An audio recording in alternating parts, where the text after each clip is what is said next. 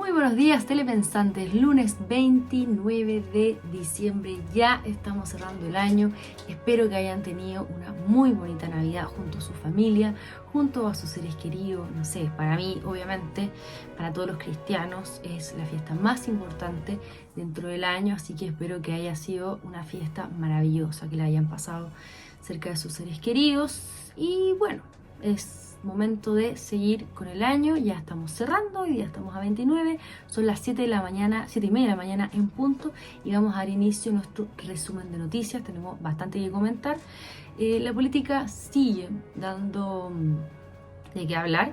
Yo sé que muchos de ustedes están obviamente preocupados de las fiestas, de cerrar el año y quizás con mucho trabajo, pero no olvidemos lo relevante que es estar informados, queridos telepensantes, sobre todo porque muchas veces la clase política hace cosas a nuestras espaldas.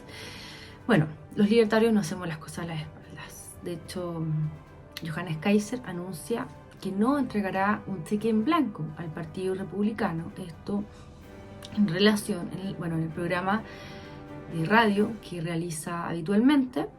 Él explica que la unión, en el fondo que la participación de los libertarios en el gobierno de republicanos de José Antonio Kast tiene que ser en donde haya unión respecto del programa de republicanos, en donde haya mínimos comunes. De lo contrario, no formará parte del gobierno de José Antonio Kast. Bueno, esto en realidad no sé por qué sorprende, si en verdad lo viene diciéndose ya bastante tiempo. Vamos a ver el video de la última declaración, señor director. Porque dice, cita claro, colectividad liderada por Kaiser insiste en acordar mínimos comunes. Esa sería la pedagogía. Pero a ver, por el amor de Dios, ahora la culpa es del Partido Nacional Libertario que no entrega cheques en blanco. ¿Me están tomando el pelo? Esto aparece en la tapa del Mercurio. Que el Mercurio tenga presente lo siguiente: en política no hay cheques en blanco. Las cosas se transparentan, existen contratos de coalición. ¿Cuánto tiempo vengo hablando del tema de los mínimos comunes, Patricio? Sí. De los mínimos comunes antes de la primaria. ¿Cómo no va a haber siquiera eso? A ver, entonces, si el señor presidente de la República manda al Congreso, manda al INDH con financiamiento, yo lo tengo que votar a favor porque es el presidente de la República. La unión no va a ser en torno a una persona, va a ser en torno a un programa. Y si no, no va a ser. Está bien, está bien. No como lo hace Chile Vamos, por ejemplo, que les estuve mostrando la semana pasada, que como que se colaron en el gobierno de Kast, que peor aún, muchos de ellos de Chile Vamos están como que exigiendo que les den un escaño, que les den un ministerio, que ser parte del comité político de Kast. Me parece mal, la verdad, esto como de querer mantenerse ahí, porque sí, estas cuotas de poder, en fin. Bueno, vamos a ver lo que dice el Partido Republicano respecto de este tema en relación a los libertarios en el último programa de política. Señor director, el siguiente video. ¿Complacida con la actitud del Partido Nacional Libertario si lo comparamos con la UDI, Renovación Nacional, por ejemplo? ¿Siente usted que ha estado a la altura de los requerimientos que tiene un presidente que tiene que tener un montón de pega para llegar a marzo con la pega hechita? ¿Se siente complacido usted o usted hubiera esperado más flexibilidad, más apertura, más decisión de parte de los libertarios? No, yo creo que está bien porque ellos mantienen su esencia, ellos además son un partido nuevo. Yo entiendo por la situación o por la transición que están atravesando, porque es lo mismo que nosotros vivimos hace unos años atrás, si bien con algunos bemoles, algunas situaciones o fundamentos distintos para declararnos o no oposición a un gobierno, pero ¿Ellos ya creo se que declararon oposición o no, oficialista? nosotros en algún minuto lo hicimos. Ustedes sí, pero los libertarios ya se deciden. No, ellos todavía no están en esta definición, pero como digo, las reuniones han ido avanzando, las conversaciones han ido avanzando. Yo creo que sí van a estar dentro del gobierno. Necesitamos a un oficialismo nuevo, al futuro, ¿cierto? Son 8 diputados los libertarios, si no me equivoco. Necesitamos un oficialismo unido. Se vienen en este plan 90 varias de las medidas que se van a establecer ahí. Bueno, algunas son administrativas, pero varias tienen que ver con materia de ley.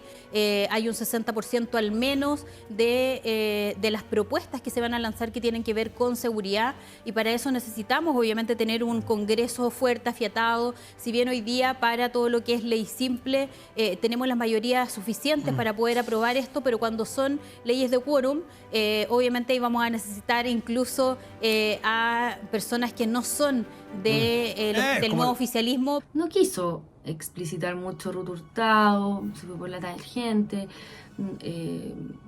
El periodista le preguntó abiertamente que el rol para jugar el Partido Nacional Libertario, en qué van las conversaciones, y no quiso decir nada al respecto. Bueno, hay que tener paciencia y ver qué es lo que va pasando. Mientras tanto, la Vane, sí, ustedes la conocen, va con todo en la batalla cultural, en contra del Partido Comunista, pero sin ningún resquemor. Me parece perfecto. En una entrevista que dio al medio Biobío, a Radio Biobío, dijo: si Kast tiene mano blanda, muy probablemente le van a hacer un golpe de Estado. Y esto obviamente fue el titular del medio Biobío. Ahora, yo sé que ustedes, queridos telepensantes, están acostumbrados y están absolutamente de acuerdo con la Vane. Están acostumbrados, quería decir, a decir esto, a oír esto. Pero por supuesto que se generó toda una polémica, una controversia por estos dichos. Insisto, son cosas que habitualmente nosotros explicamos en este canal, pero los medios tradicionales no están acostumbrados a decir las cosas por su nombre, por lo tanto reaccionan como si la Vane estuviese diciendo una cosa que fuera como una especie de locura. Pero ustedes y yo sabemos que es perfectamente posible, porque vimos como la ultraizquierda orquestó un golpe de Estado a Sebastián Piñera. Miren, les voy a leer la bajada del titular de la entrevista a la Vane.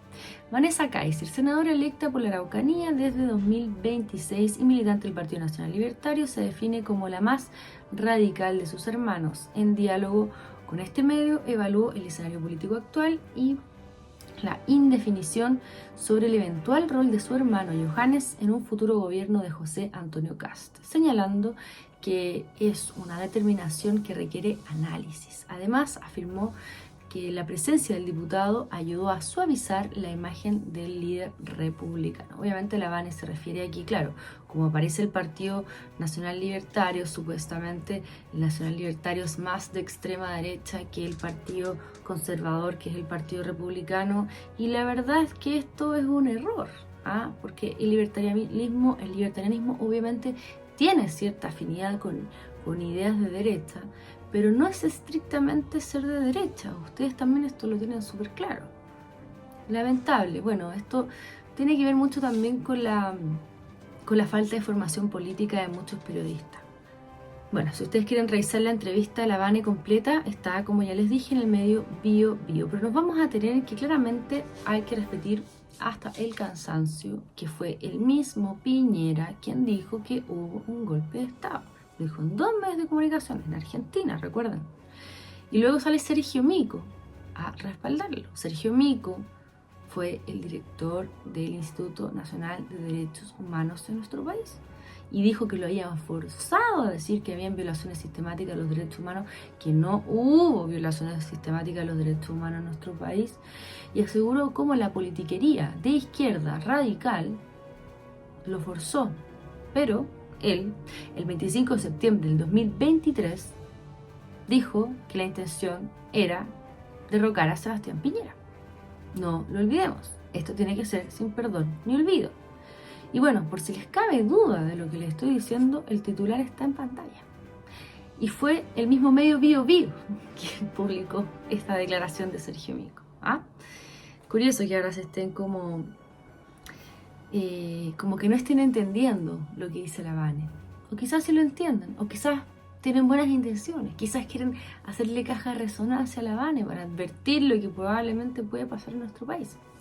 Ahora, si nos cabe más duda de esto, el Partido Comunista acaba de emitir un comunicado, un documento en realidad, un análisis elaborado por el Comité Central del Partido Comunista, dirigido a su militancia. Ellos, ojo, hicieron un análisis de lo que fue el resultado de la elección, de la derrota que tuvieron, asumiendo la derrota, pero cómo van a seguir ellos hacia adelante. Entonces analizan lo que pasó en la elección, lo que pasó en el gobierno de Boric, como una secta, ¿no? pero está bien. Ojalá nosotros tuviésemos la capacidad de hacer lo mismo. Estamos hablando de un comité político de más de 60 personas. Y entonces analizan cómo siguen hacia adelante. Además, bueno, aprovecharon de echarle la culpa a Boric. Obvio, un socialista nunca es responsable de nada. Siempre el responsable es el de al lado. Entonces, en este caso, la culpa no es de los comunistas, es de los frente amplistas. Y fíjense que otro de sus análisis, yo estuve leyendo algo de esto, es que la derecha aprendió a usar los medios de comunicación digital y que ellos tienen que aprender a hacer esto. Eso lo dicen literal. Ahora, lo que ellos, no es que la derecha haya aprendido, haya orquestado algún tipo de campaña digital, no, la verdad es que esto se ha venido dando espontáneamente. Yo aparezco espontáneamente por la desconformidad con lo que estaba pasando, por la desconformidad con la derecha, por la falta de representatividad de la derecha, y así como aparezco yo, aparecen muchos creadores de contenido digital a ponerle un atajo al discurso hegemónico de aquel entonces, del octubrismo. ¿Ah? No es que la derecha haya orquestado nada, simplemente gente que se aburrió de que los medios de comunicación nos metan la cuchufleta, así como en buen chileno, ¿no, telepensantes? Y me imagino yo que ustedes mismos llegan a los canales digitales por la misma razón, ¿no? A noticieros como este, en donde decimos las cosas por su nombre, sin eufemismo. Por suerte ahora la Vane, en su posición de senadora electa, tiene la posibilidad, la ventana abierta, de decir estas mismas cosas en medios de comunicación tradicional. Fantástico, pero ya ven ustedes cómo se escandalizan los medios y cómo se generan polémicas por lo que dice la Vane. Perfecto. Entonces, ¿qué más concluye el Partido Comunista dentro de este documento? Insisto, elaborado por el Comité Central del Partido Comunista, llaman a movilizarse en contra de Kast, en el caso de que supuestamente vayan a perder estos famosos derechos sociales. Llaman a hacer manifestaciones masivas, como en fechas clave, como el 8M, como el Día del Trabajador, el Día del Joven Delincuente y qué sé yo. Cosas que evidentemente no hicieron en el gobierno de Boric. Así como para que haya evidencia empírica y claridad de que estos octubristas son de este gobierno y que no se iban a estar haciendo manifestaciones a ellos mismos. De hecho, las tesis no aparecieron en todo el gobierno. ¿Ah? Qué curioso, ¿no?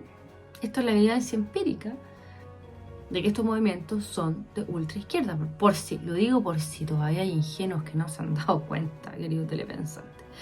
Ahora, varios rostros de este supuesto socialismo democrático que apoyaron el octubrismo, no nos olvidemos, serían a desmarcarse un poco de este informe, de esta invitación del Partido Comunista a mantenerse unidos como oposición.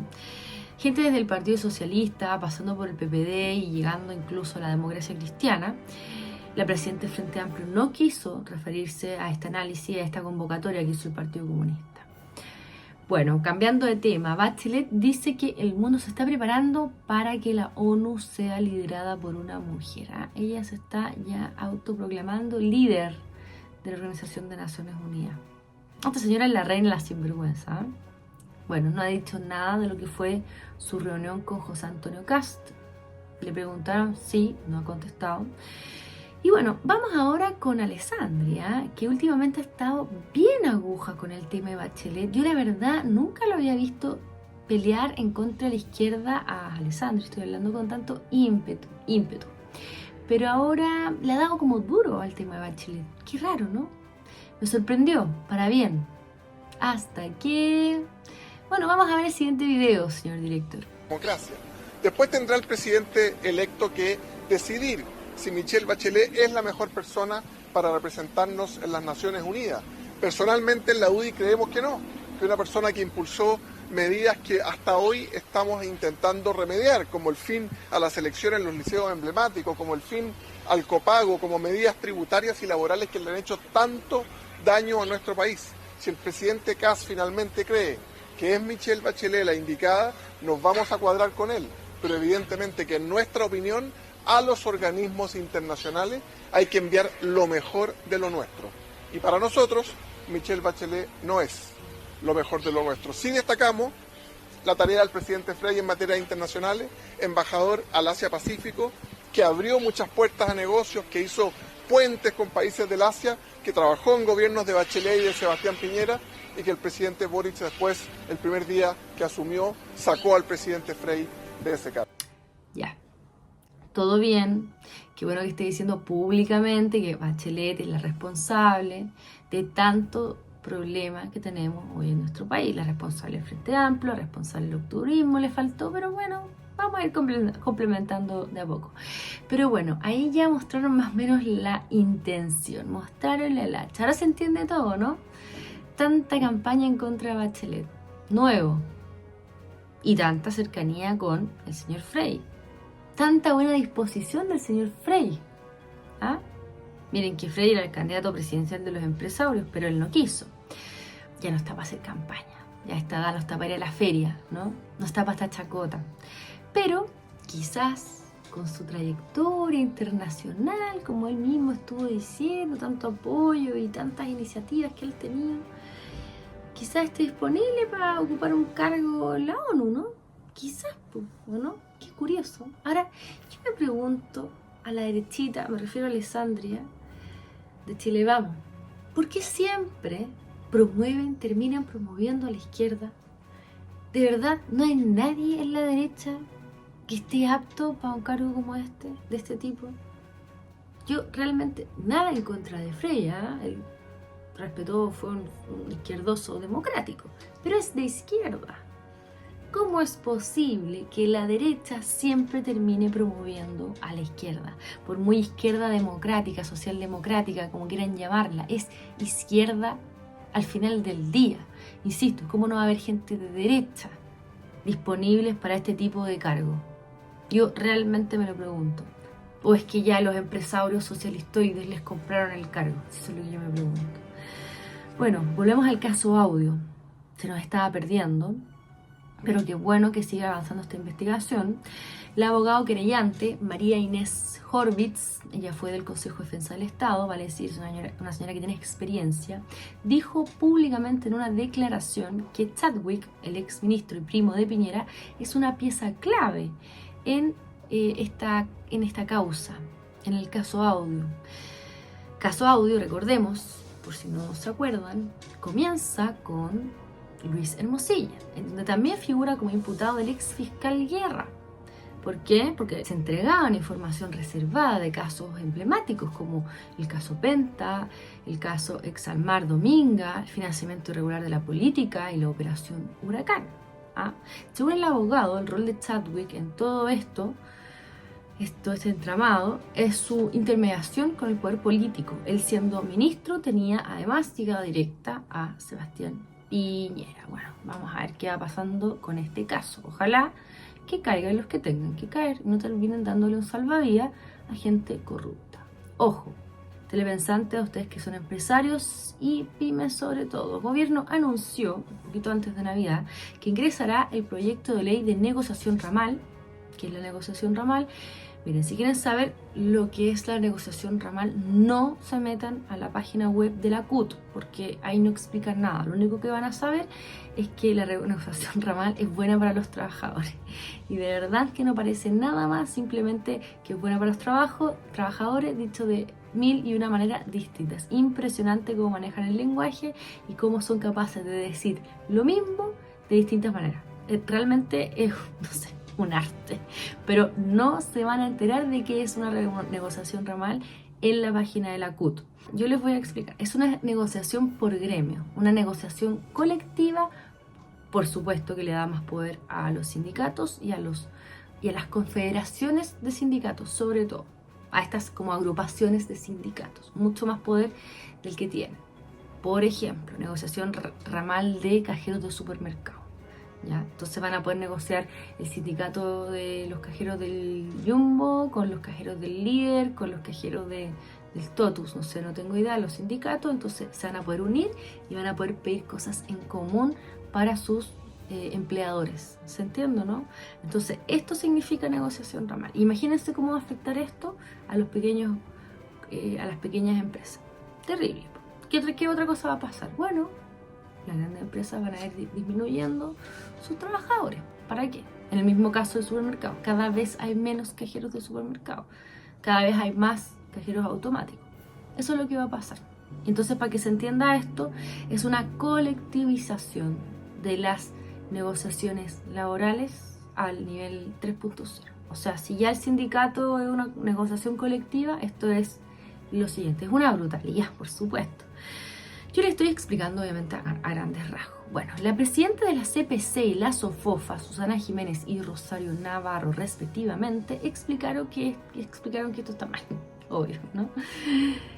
Rosario Navarro dijo, les voy a leer: el diagnóstico es claro y transversal. Chile enfrentará un desafío en empleabilidad y productividad, con una informalidad que supera el 26% y con un desempleo alto y persistente.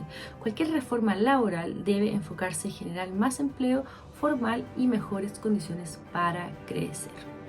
Los costos laborales han aumentado sostenidamente como resultado de la agenda regulatoria, como el alza del salario mínimo, la reducción de la jornada laboral y el aumento de la cotización previsional, entre otros. En ese escenario, impulsar un esquema de negociación colectiva multinivel o negociación ramal va en la dirección contraria. ¿Ven? Esto es lo que yo les estaba explicando.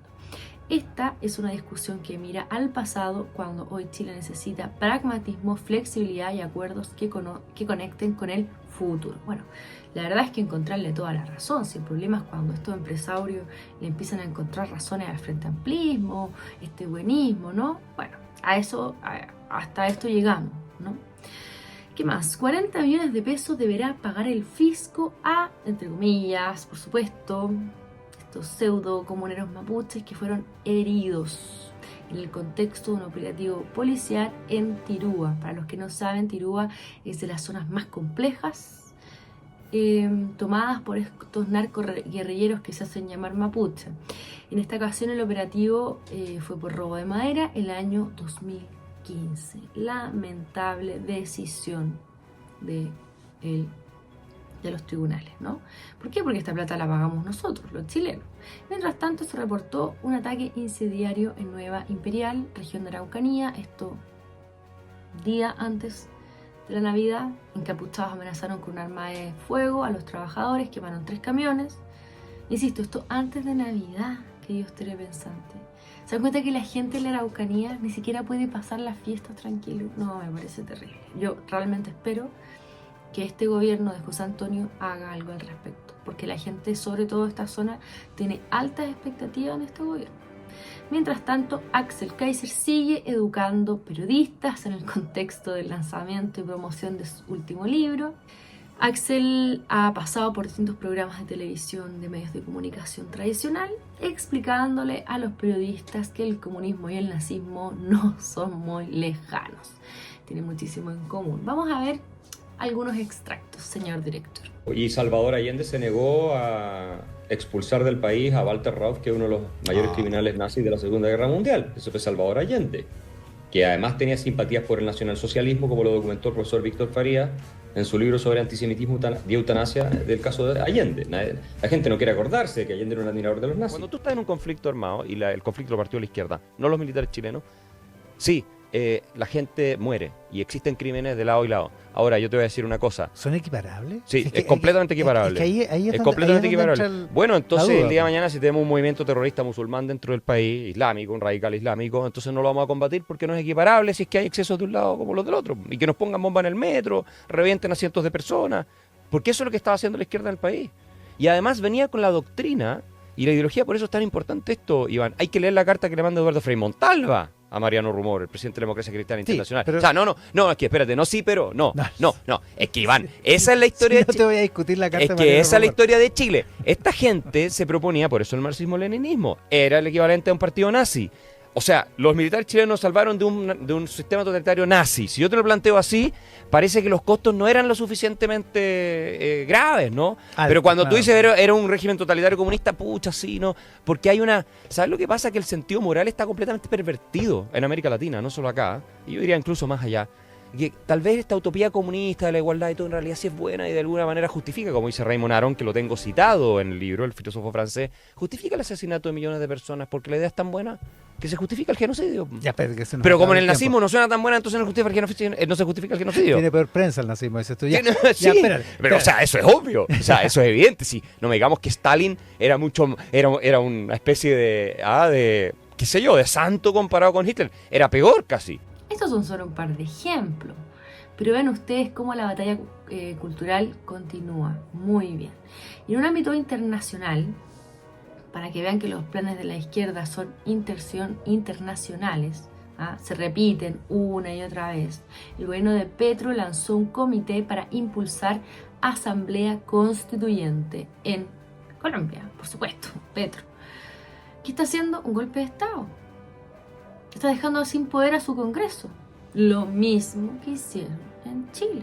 ¿Por qué? Porque llegan al poder y hacen esto.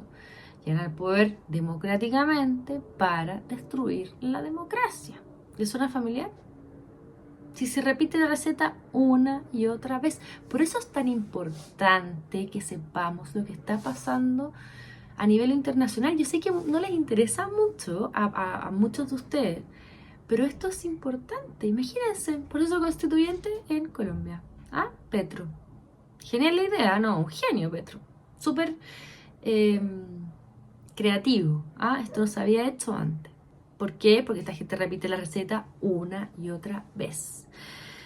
Y por eso es relevante si es que en Estados Unidos gobiernan los republicanos o gobiernan los demócratas, porque no da lo mismo lo que pasa al otro lado de la cordillera, porque no da lo mismo lo que está pasando en Europa. Miren, lo que está denunciando ahora María Corina Machado, recuerden ustedes que ella es la principal opositora, el principal rostro opositor a Maduro, al narcotirano de Venezuela, que fue recientemente premiada con el Premio Nobel de la Paz. Les voy a leer ahora el post en pantalla. Alerta mundial, amenaza contra presos políticos en Venezuela. En las últimas horas he recibido información de las amenazas directas y sistemáticas de ejecución extrajudicial contra presos políticos recluidos en la cárcel de El Rodeo en Venezuela. Estas amenazas son emitidas por funcionarios de los órganos represivos del régimen y constituyen crímenes de lesa humanidad, violaciones graves al derecho internacional humanitario y un riesgo inminente a la vida de personas que hoy se encuentran en condición de rehenes del Estado. Se trata de intimidaciones directas, reiteradas y dirigidas a personas totalmente indefensas, privadas de libertad y bajo custodia estatal.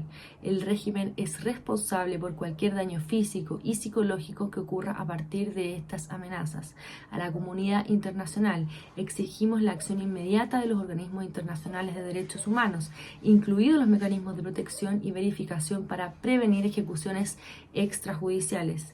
Instamos a los gobiernos democráticos y aliados a activar medidas urgentes de presión diplomática, monitoreo internacional y advertencias formales para disuadir al régimen de concretar estas amenazas. Solicitamos protección inmediata para los presos políticos, acceso a observadores independientes y garantías efectivas de vida e integridad personal. Hay vidas en riesgo hoy. Bueno, terrible, ¿no? Querido telepensante, terrible. Bueno, con esto vamos a ir cerrando. Les agradezco la compañía de hoy. No se olviden, sean parte de la batalla cultural, participen poniendo un comentario, poniendo un like y compartiendo este contenido. Soy la Clau Ormeño para Esfera Pública. Nos vemos mañana. Chao, chao. This is London. This is how many mosques are around me. This is what the sign looks like when you get off the train here. These are the advertisements you see. This is what it looks like when kids get out of school. This is what the political candidates look like. This is what it's like walking through the grocery store here. The UK has become unrecognizable, and that is why I traveled thousands of miles to come here, to find out why and how this happened. Did the UK truly fall, and do they want to do this to our country next? Through my street interviews in this episode, you will learn exactly why this happened. People warned me that I could get arrested or worse making these videos, but the truth needs to come out. Welcome back to The Nate Friedman Show. If you look at this building, it's huge. It covers the whole street. This giant Islamic center is connected to the mosque. Hey, how's it going? Looking to interview people in Whitechapel. Can I ask you a question? And how many people attend this mosque, would you say? In the Jummah to Friday, around 10,000. 10,000? Yeah. On one day? This is the busiest mosque in the Europe. In all of Europe? All of it. Wow, I didn't know that. One of the busiest and one of the biggest. Okay. Few millions people come every year in this. Few million per year? Few million people. That's awesome. Worship. That's great. All right, well, I appreciate it, because my point was that